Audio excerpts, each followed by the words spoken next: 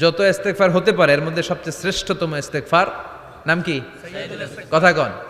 বুখারীর বর্ণনা, শাদ্দাদ ইবনে আউস রাদিয়াল্লাহু তাআলা আনহু বর্ণনা করেন, এই সাইয়্যিদুল ইস্তেগফার দিনের বেলা যে পড়বে ওই দিনে মারা গেলে সে জান্নাতি।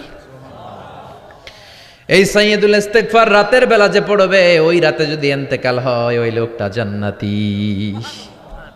মুখস্থ আছে না? কার কার মুখস্থ হাত তুলেন। মাশাআল্লাহ, তাবারাকাল্লাহ, মাশাআল্লাহ, মাশাআল্লাহ।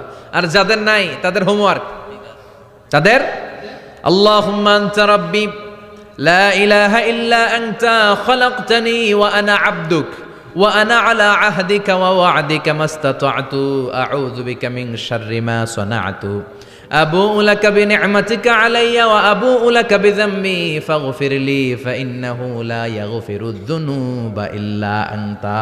সুবহানাল্লাহ পড়েন। আজকে রাতে পড়ছেন, মারা গেলে জান্নাতি। চিল্লায় পড়েন না আল্লাহু আকবার।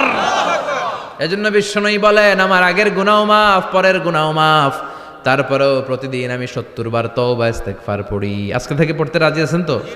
বেশি বেশি ইস্তেগফার পড়া যাবে না? একটু প্রাণ খুলে দিল খুলে আওয়াজ করে পড়েন তো আস্তাগফিরুল্লাহ। আর জোরে পড়েন আস্তাগফিরুল্লাহ। আবার সবাই পড়েন আস্তাগফিরুল্লাহ। সব সময় তওবা ইস্তেগফার যারা পড়ে তাদেরকে পছন্দ করে কে? ইসলামিক লাইফ, জীবন গড়ুন কোরআন সুন্নাহর আলোকে।